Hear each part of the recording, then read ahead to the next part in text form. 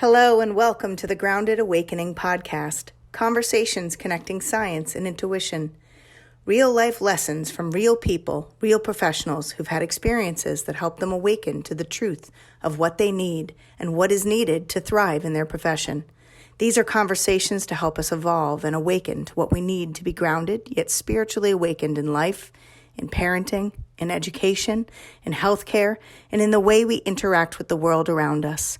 We hope to ripple change through awareness and by helping people connect with their mind, body, spirit, one conscious conversation at a time. I'm your host, Jennifer Wren Tolo, an integrative bridge to health, hope, and healing. I was a critical care nurse whose life path drastically changed when my second son had a massive neonatal stroke at birth, and my third son was diagnosed with cancer.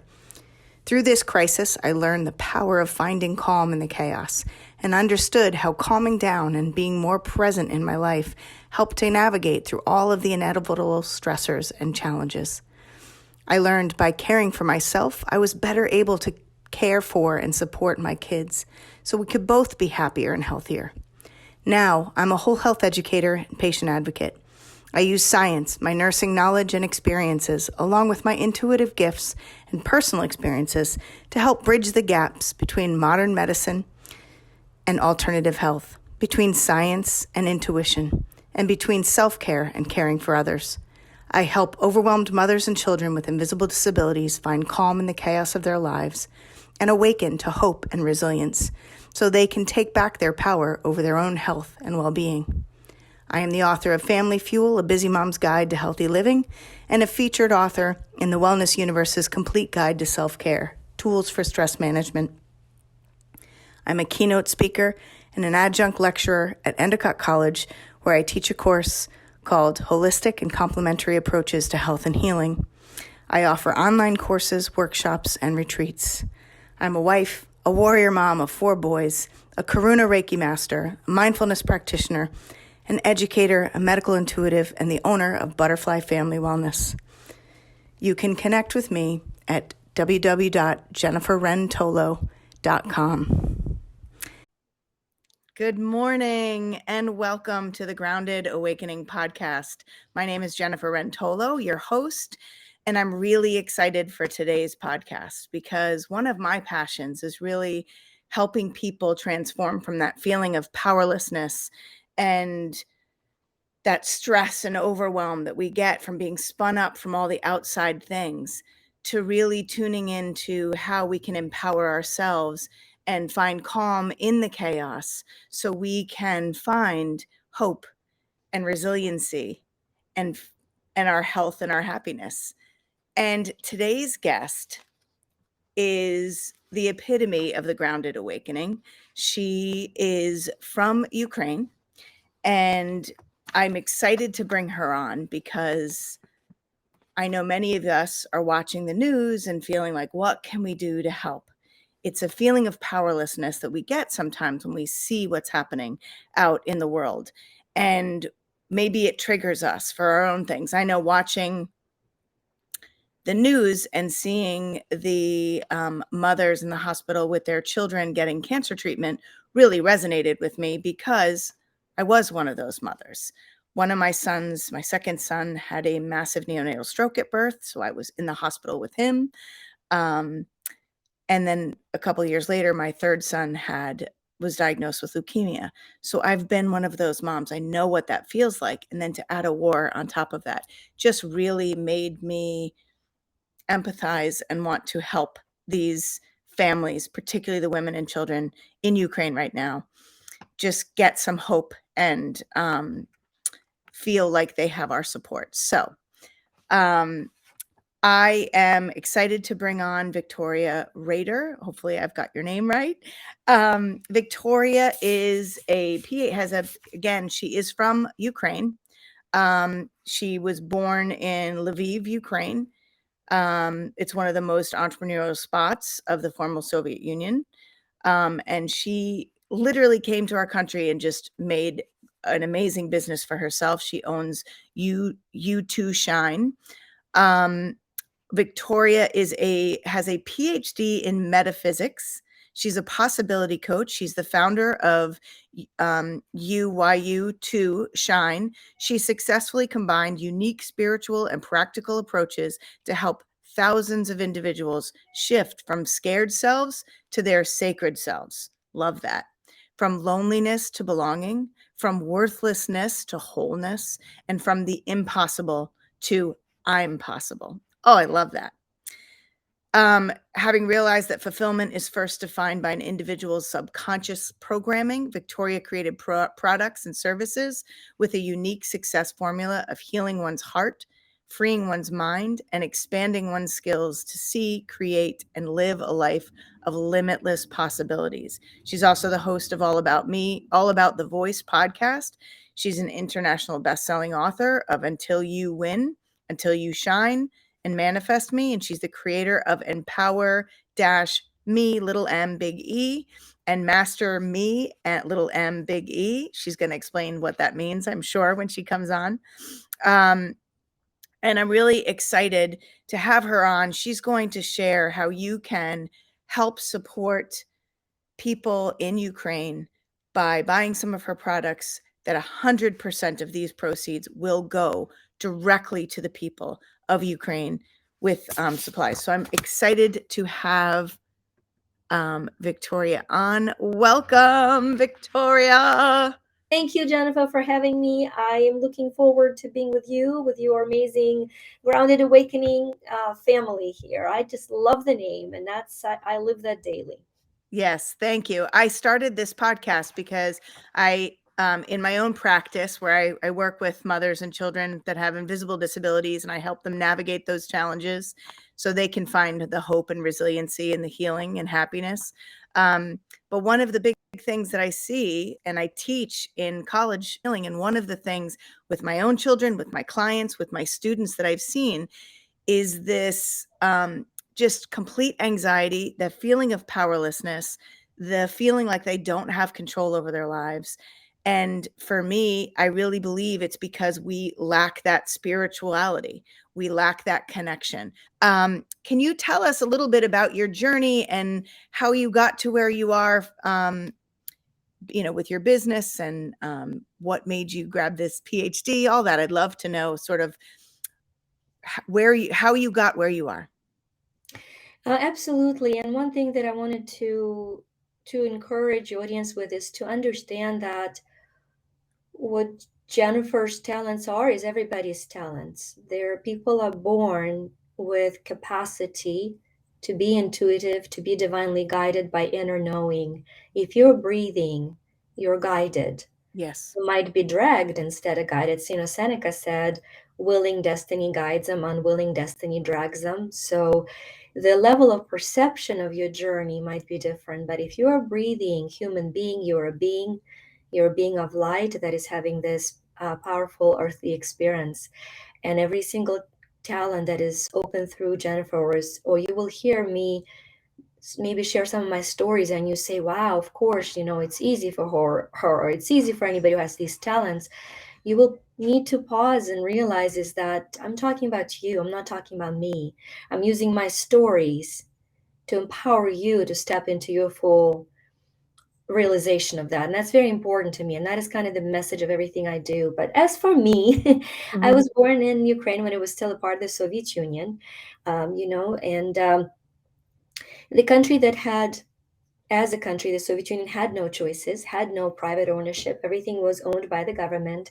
All the choices for you were made by the government. Because I was small and slender, I was, a good gymnast by structure. So I was heavily encouraged and, pushed towards that. And I did gymnastics because I was capable and had good grades.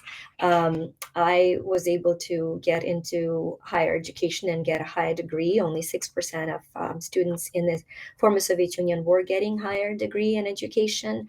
And so it just was all of the economic programs, all of the business opportunities, once again, business as in working for the government, job opportunities, that's what I would say, were planned in 5-year increments. And so the school was 5 years. And so once you got into the school, the country decided how many nurses they needed, how many doctors they needed. And even though if you were absolutely talented to be one. If the country thought in 5 years it didn't need you, you would be graduating with what the country thought you needed. So talk about inability to choose your own path in life. And I have to tell you, I'm grateful for that. And the reason I'm grateful for lack of freedom outside is because I had what I call a Nelson Mandela experience where he found freedom being in prison. I realized that what happens outside of me, if I choose it, will have no influence on what happens inside of me. And so, in some very turned roundabout way, I was trained to have lived what I now teach everybody to do, because it was impossible to use English. You couldn't leave the country because the borders were closed, not externally only, but internally. You had to have an exit visa to travel. And yet my dream was to travel the world. So I would, before you knew anything about vision boards and all of that, intuitively, and that's what each one of us has, intuitively, I was guided to read about countries and visualize. I saw myself walking on the Great Wall of China.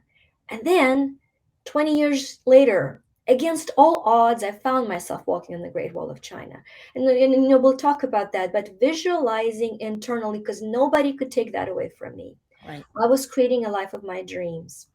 And then, through a series of fortunate events, the Soviet Union fell apart. In 1991, Ukraine became independent.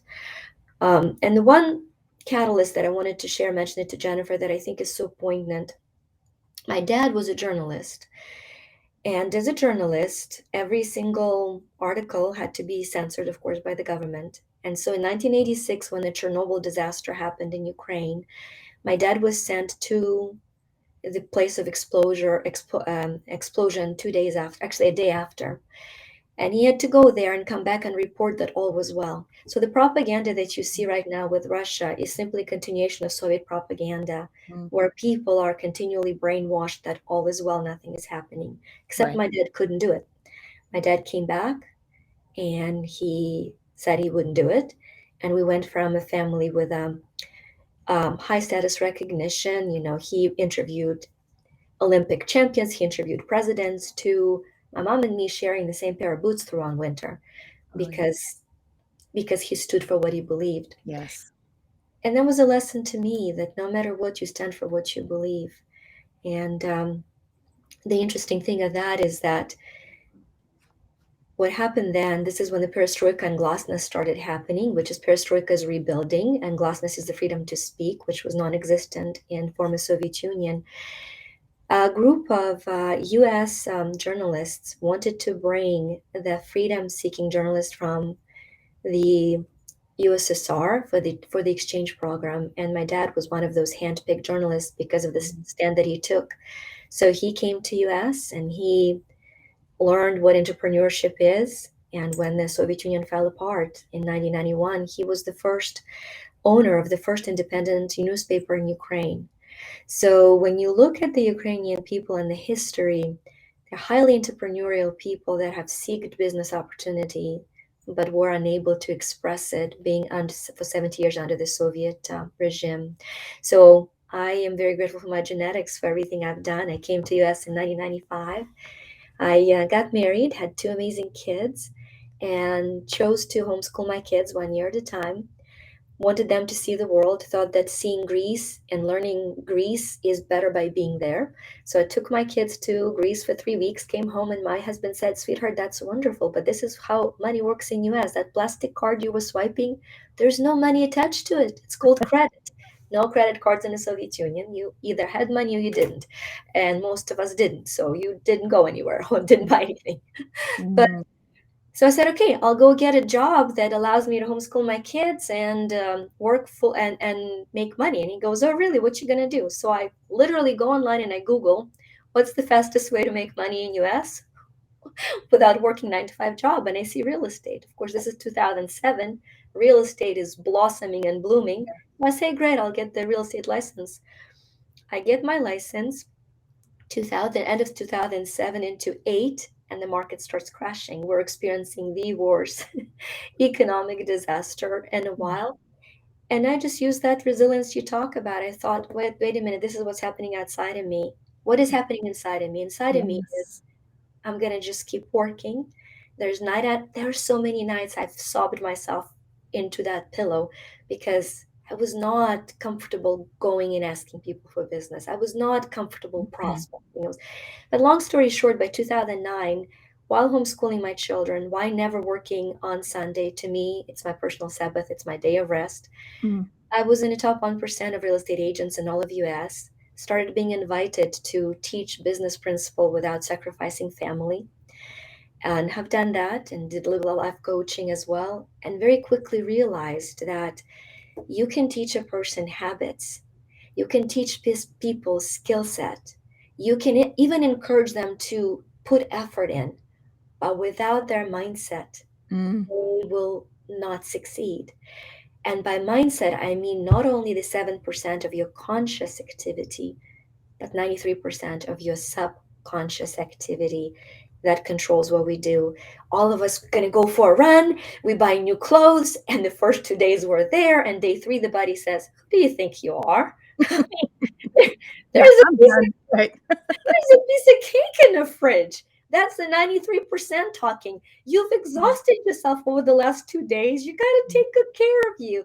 And Yeah. so as a result of that, I started learning how to change the subconscious programming, got certified in every possible way of working with subconscious, neurolinguistic programming, NLP, EFT, emotional freedom techniques, theta healing, you name it, Reiki, Mm. any energy modality. And then went ahead and got a PhD in metaphysical sciences to understand and to apply. So that's why I love you. Understand is awakening, apply is grounding, right? You've got to Right. have both. Yes. That's the story in a nutshell. So in 2013, I left all of my other businesses and went full time, having founded You To Shine, which is a company that produces products. And we have a wonderful team of coaches and healers that allow for people to live the inspired life they've come to live by freeing their subconscious mind and equipping them with practical skills. So I will stop talking a second. No, I'll leave no, you that was so beautiful. I mean, it's first of all, you are kind of the epitome of that American dream kind of coming, and your resiliency, your learning, like you said, to find, I call it finding calm in the chaos. So the chaos is outside of ourselves, but when we tune into and kind of stop and pause and get still so we can connect to the magic of the messages of our mind, our body, and our spirit, we can tune into number one, what do I have control of in this moment? And then number two, what do I need in this moment to thrive? And that's how we manage our stress and become more resilient. It's funny, I was just teaching this week to my students about stress and how stress is really, we all perceive stress differently. We all react to things differently. And I have people say to me all the time, like, I don't know how you do what you did. I don't know how you got through what that what you've gotten through. You're so strong. And to your point, and I love that you made this point, we're all capable of it. We're all capable of it. We all have these gifts. We all have the ability to connect to our intuition. We all have the ability to find that calm in the chaos. Um, and some of us are more resilient than others because of our mindset, to your point as well. And teaching people how to, and that's what the complementary and alternative, you had mentioned NLP and EFT and the energy work and guided meditation, visualization, all of these techniques and modalities are things that we can do to that we are in control of, to take back control over our thoughts, over our emotions, to reset that fight or flight reaction that we have, that feeling of hopelessness and powerlessness. I was doing some research, and I talk about helping people transform from powerlessness to empowerment.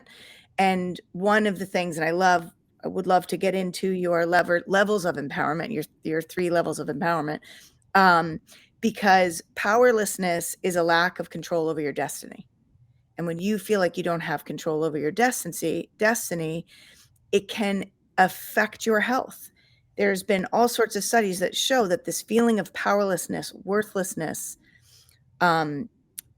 makes people have more health issues mentally, physically. And when you feel empowered, you feel like you have choices, you have options in your life, you have hope that things will get better, can get better. That actually helps you promote health and healing. And again, this is mindset. And a lot of times we feel like we don't have control, but that's because we're looking outside ourselves to control things happening around us. And we have no control over the future. We have no control over, I talk about the circle of control. We can't control people outside ourselves. We can't control the environment. We can't control what's happening in the world around us. We can only control how we react and respond to that. We can control what we think. We can control the choices that we make. You're being in this place of no choice. Many of us Americans don't know what it's like to not have choice. I think we're starting to experience the whole censorship and not being able to say what, which is very scary. But I think a lot of us take for granted the freedoms that we have. A lot of us take for granted the choices that we have and our ability to navigate our own destiny. So I love that you said that. Would you walk us through your levels of empowerment? First of all, I look at what's happening in Ukraine and I look at the resiliency of Ukrainian people, and they're standing in lines, at least what we see in the news. They're standing, blocking tanks from coming. They are armed, even people that are civilians. And to me, it is, to your point, protecting that freedom that they finally gained. So I'd love for you to just mention about that freedom mindset and then how segue into the empowerment piece, if you would. Yeah, I would love that. I'll give a little bit of a history glimpse. Ukraine was the first democracy in the world. A lot of people don't understand that, don't know it. Especially being in America, we think we're the first democracy. We're not. In 1650, Ukraine was run by a democratically elected president. The title was called hetman, and the voting body was the Cossacks, right? And so we know Cossacks now as the Russia. In 1615, the hetman Bogdan Khmelnytsky signs an agreement to protect the borders of Russia through his Ukrainian army that are Cossacks. This is how far the power of protection goes for Ukrainian genes in history. That's little detail, but huge detail. Mhm. Russia takes Ukrainian Cossacks to protect its borders. So just kind of remember how those two become one. So when you hear Putin says, I want to restore Great Slavic Rus, he's referring to hundreds of years before the 70 years of the Soviet Union. But he forgets that it was a free choice. It was not a mandated choice. And so there is that desire to genetically, historically, to say, I stand for what I believe, and I protect that. Moreover, in 1930s, because of that unsquashable spirit of entrepreneurship, Ukrainians always were trying to find a way to produce more than the government could collect and to have their own businesses in a country that didn't allow for businesses. So what Stalin does in 1930s, he creates an artificial famine in Ukraine, and 9 million Ukrainian people are starved to death. 9 million. Mm. The greatest genocide in Yeah. that region. 9 million people are starved to death. Now, historically, what happens is that, and biologically, some of you know, you probably know, men have less body fat than women. For Mhm. survival, we talked about I know. survival. It's bad news. Man died first. Yeah. After man died children. Mm. Women survived, and women restored the country. And we all know, and I have children as I say that it is the mothers who create the mindset for their children Yes. historically. Now we're in a society where mothers and fathers work more and more balanced. We're talking historically, where fathers were out of the house, mothers were really the ones creating the mindset. And now you're talking about one third of the population is killed off, and it's mostly men. And so the women are raising the country. And so you have incredibly strong women genetically in Ukraine. And these children, the generations of children, we're talking several generations, are raised to know that death is not scary. Right.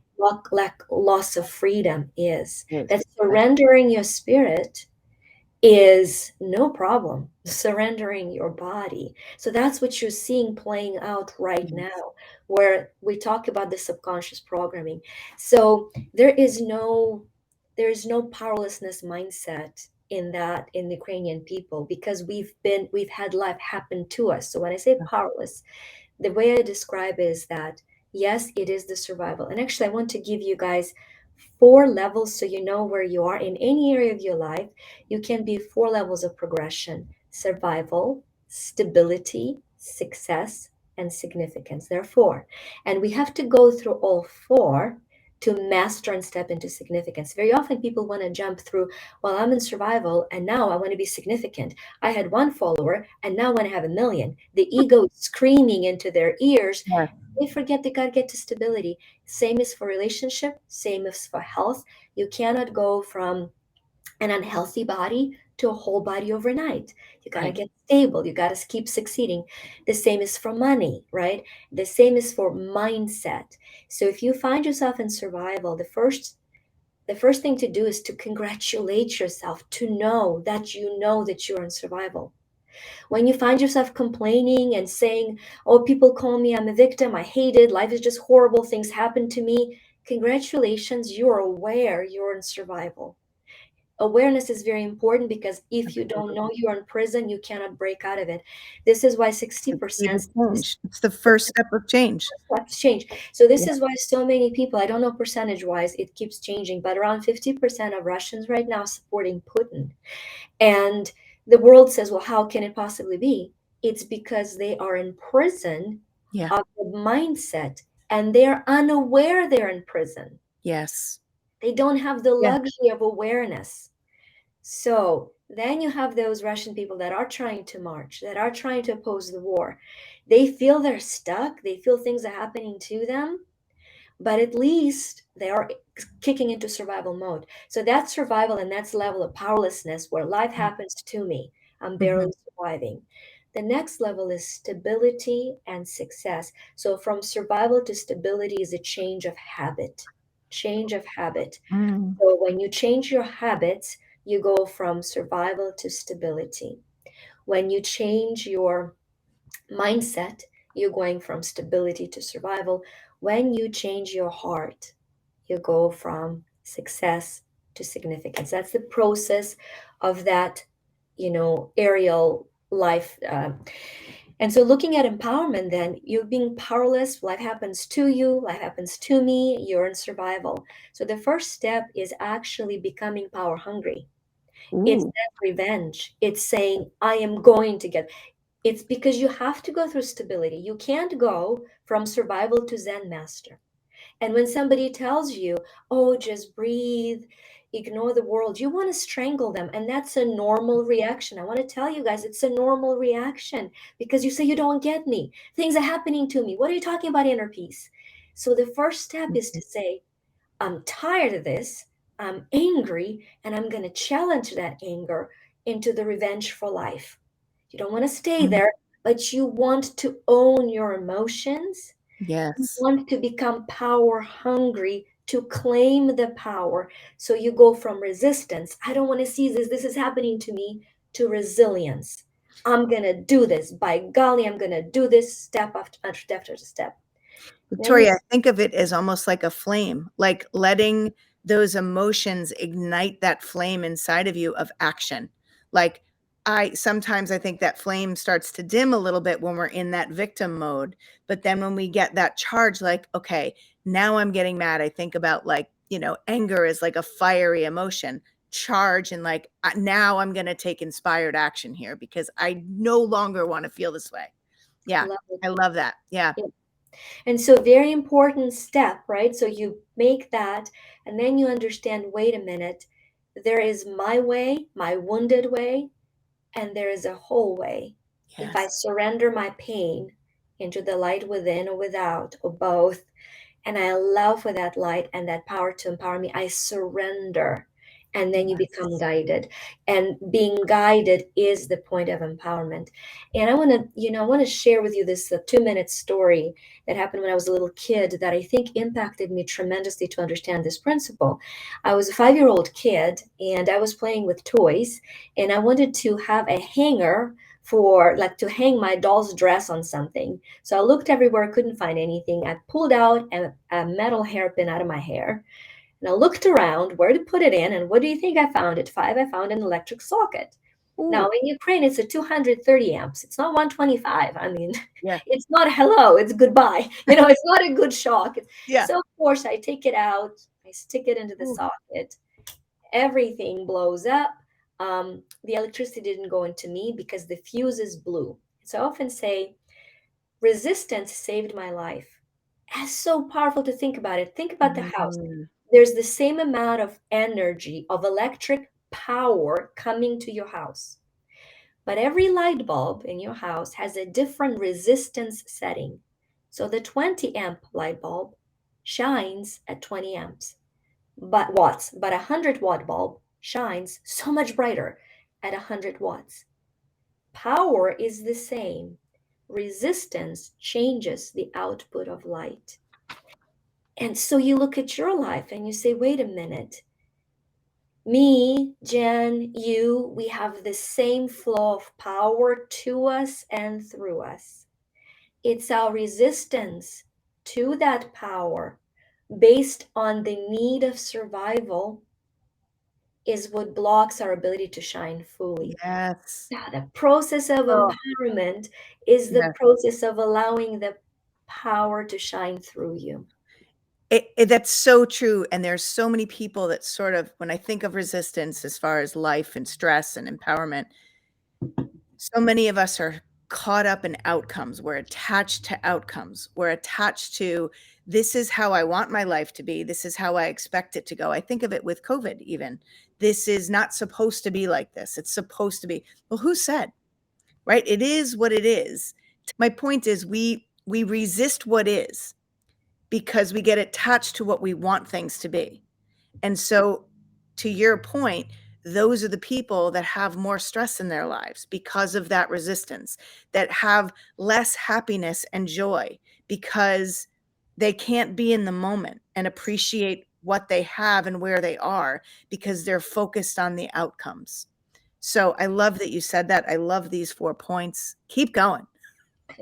No, I think I just love the conversation, Jen, and with that whole light thing, it's also important to be very kind and accepting of yourself, of all of those parts of who you are, because it's Absolutely. not like there's a group of enlightened people on a cloud and there's a group of misguided people. All of us go through those moments. Right. I was talking to Jen yesterday, day before yesterday. My mom's cousin was killed in the war in Vinnytsia. The car was bombed, and she died.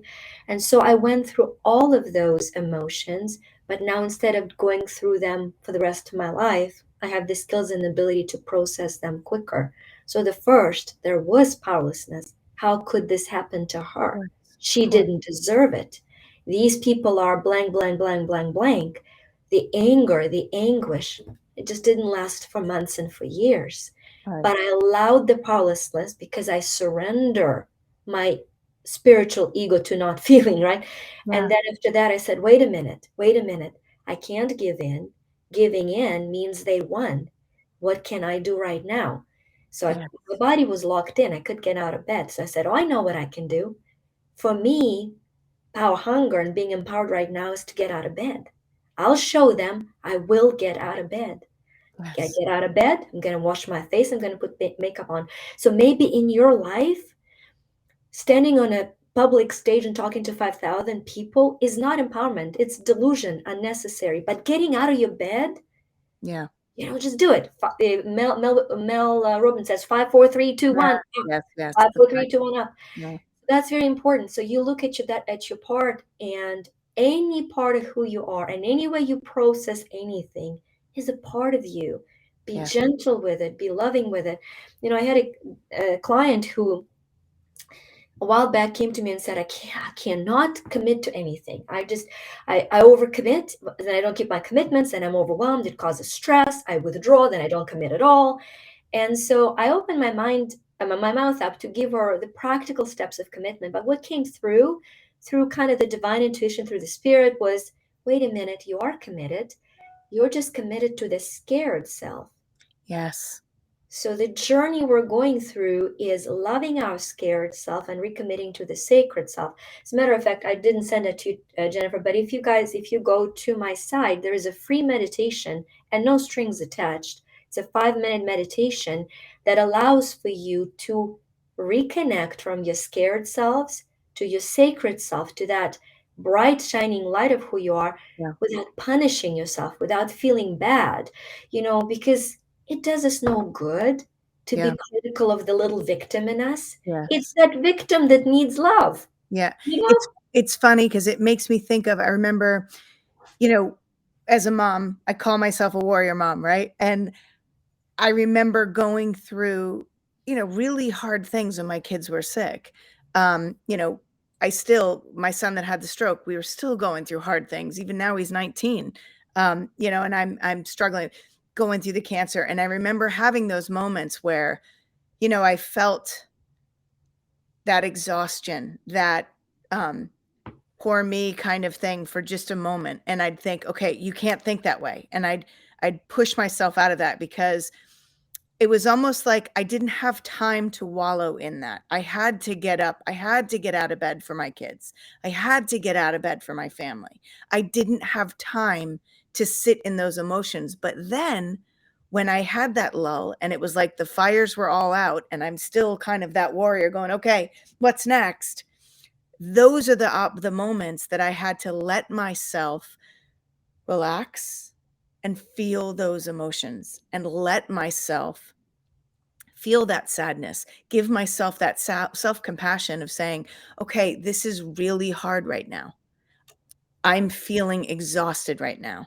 And instead of feeling like I have to keep driving and keep driving, I need to take this pause to reset so I can keep showing up for my family and be present for myself as well as my family. I mean, that's the whole self-care thing. So many people say, I don't have time.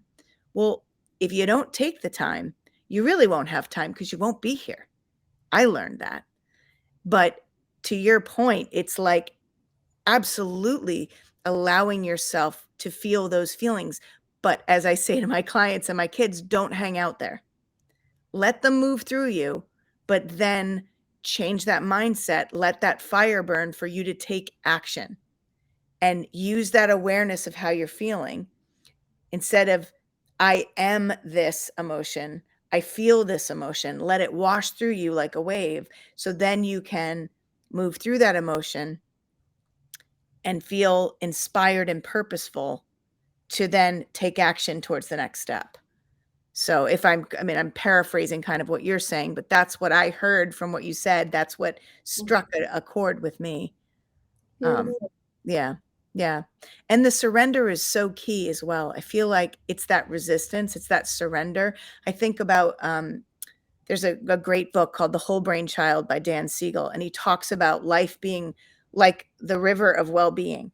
And when we learn how to flow in that river of well-being, not attached to outcomes, not looking where we're going, but just being in the moment, flowing, knowing, trusting that we have all we need for our journey, that whatever obstacles come, we're going to be able to flow with them. It's the resistance that make us kind of batter up against those obstacles.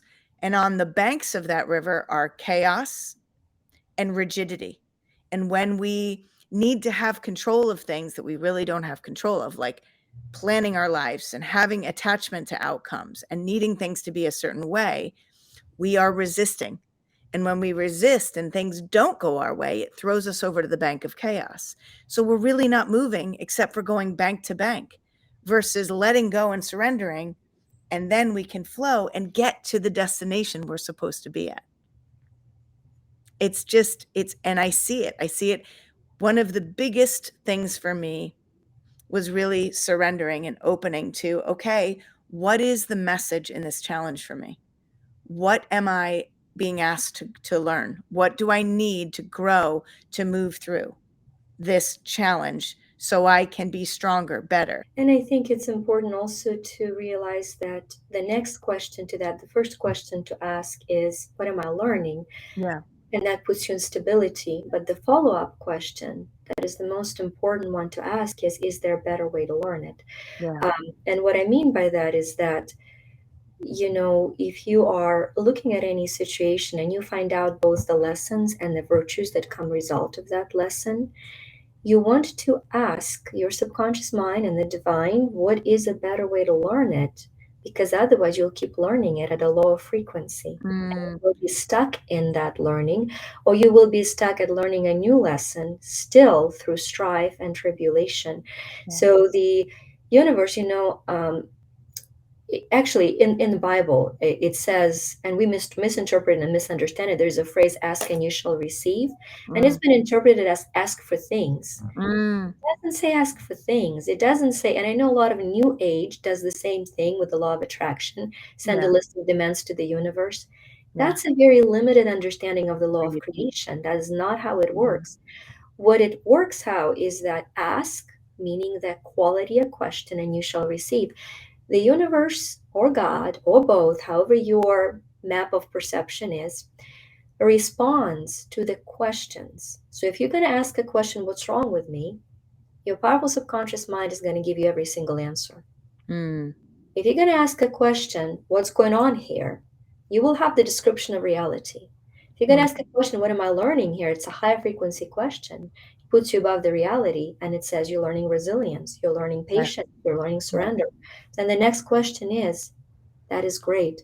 What is a better way to learn it? And Mm, what's a better way to learn it? And that is a spiritual progression of a soul where you continue to learn lessons without need for continual strife and resistance. And those banks can change yes. completely, and you no longer need to be banging between the two. Right. And in that part, so that's point one. And point two to your powerful analogy is that what sets the flow is, this is what a lot of think of us get confused about. What sets the flow is not the magic dust, it is your intention. Mm, So when you don't intend for anything in life and you says, I'm going to sit on a pillow and surrender, you're in stagnant water. Using yes. that analogy, you're not moving. So then the amazing thin line of mastery is that setting an intention, setting the goals, and allowing for them to grow you. So you're not setting your goals for getting them, you're setting your goals for growing you. Because without intention and without setting the goals, you're stagnant and there is no flow. Yeah. So it's a thin line. I'm going to set this goal, but I'm not attached in what way it is delivered into my life. And I teach in my manifestation courses that the language is always at a minimum. At a minimum, I'm going to have 5 clients. At a minimum, at a minimum, and in the best and highest way that comes through me. And so very, as I said, very thin line to kind of understand, you've got to move your feet for God to direct your steps. Yes. you know but Yeah. as you move your feet, as you are in that power hunger, as you are at a point of resilience, it's important to surrender, as Jen said, the outcome, and Yes. be amazed because it is always better than we could have planned for. Exactly. And sometimes it's like that, I've had friends of mine that have lost jobs or have had, I call it like a door closing, and then they're so devastated by that, but then all of a sudden another one opens that's bigger and better and really feeds their soul.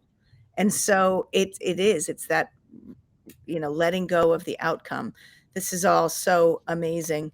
I do know that myself and lots of people I talk to want to be able to help people in Ukraine.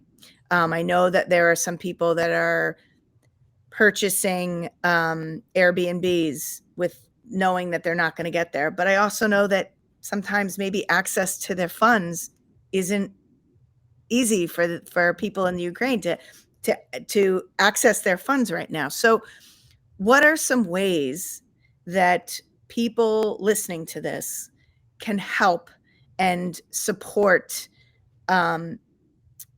and kind of add that fuel to that inspired flame that's going on in the amazing, resilient people of Ukraine.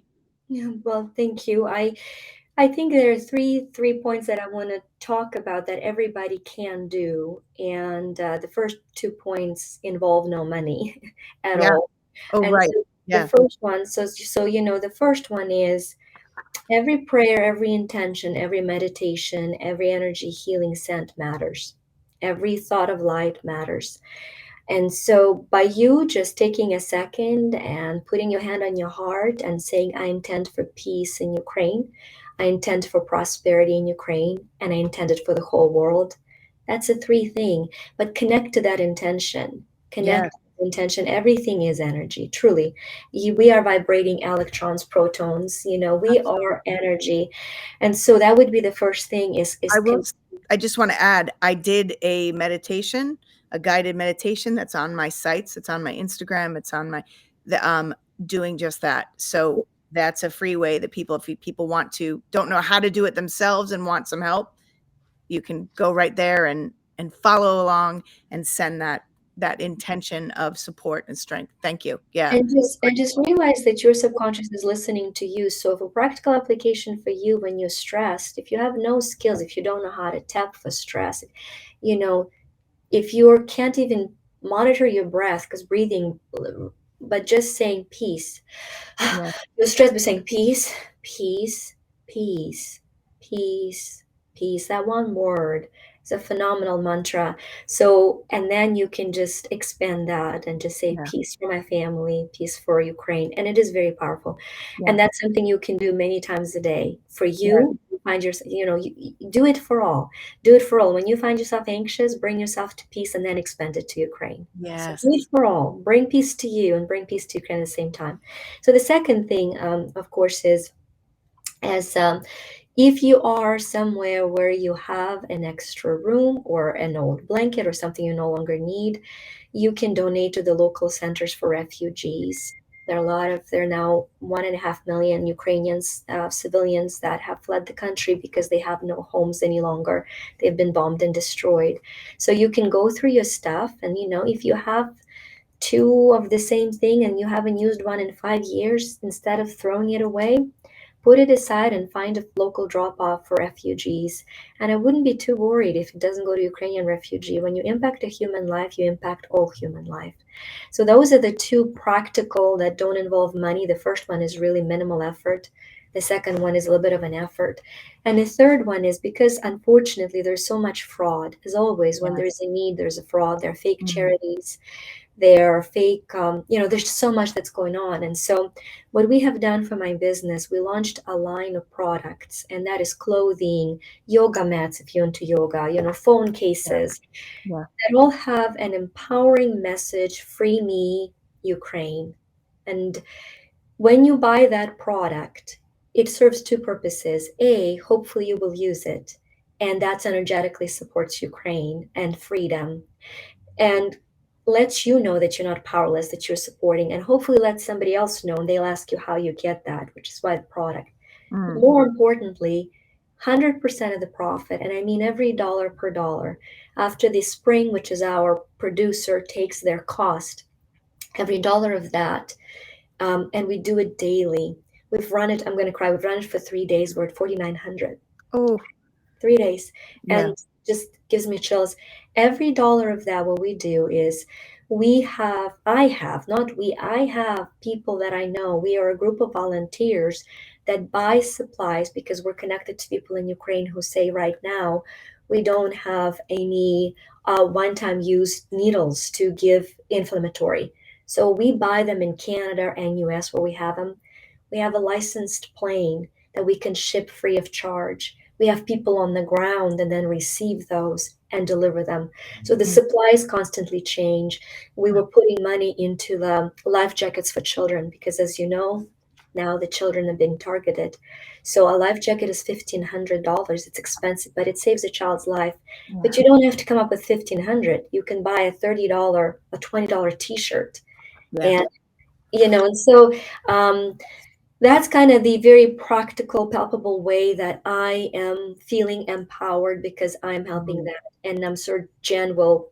Yes, I have those. I'm going to put this link in the show notes. I have put it on some of the show notes. Yeah. I'm going to definitely be sharing this link, but can you speak the link just for those that are So if just you listening? just, yeah, if you just go to our site, which is you to shine, YU shine.com, and then you click on the menu, go to store. We removed everything else from that store right now, so you're not confused. We're not selling any other product lines. You go to store, and when you open store, you will see products, and all of them will say, Free Me, Support Ukraine. So very easy, you2shine.com, store, and all the product line is there. And it's very clearly marked. And with every product, it says all profit goes to Ukraine. So if you're listening to this, and heaven forbid we're still in the war 6 months later, and if you see some other products, because I need to feed my team, Yeah. just understand that the products that are 100% um, deductible, donated, are very clearly marked. You will not be in any way confused. Yes. So, yeah, Perfect. Amazing. So just to recap, prayer, the power of prayer is and huge. the intention of prayer is huge. So that's something we can all do no matter where you are socioeconomically and what you're thinking and feeling. Not only does it help them, but it helps you as Yeah, well. And then number two, get together any things that you don't need, those old coats, those jackets, clothing, blankets, pillows, whatever it is that you can pull together, even do a drive, get the community involved in this. I've done this and it's a very empowering thing for the community to feel like we want to help. Do a drive where you collect those items, and I'm going to look up um, a website that we can find, that international center for refugees that we can connect with. So I will put that in the show notes as well. And then finally, um, go to Victoria's amazing 100% goes to Ukrainian people store.yu2shine.com. I will put that in the show notes as well. Victoria, thank you so much for being a part of this. Thank you for sharing your incredible messages, your wisdom, and your strength and resilience and hope with us. thank Best you. of It's been all, wonderful. Thank you. thank you. All right, everybody. Thank you for being here with us. Please take action, do what you can do to help and to ripple that change and that hope and resiliency across the world. Be well, everyone. Stay grounded, stay connected to both the earth and the sky. Be well, everyone.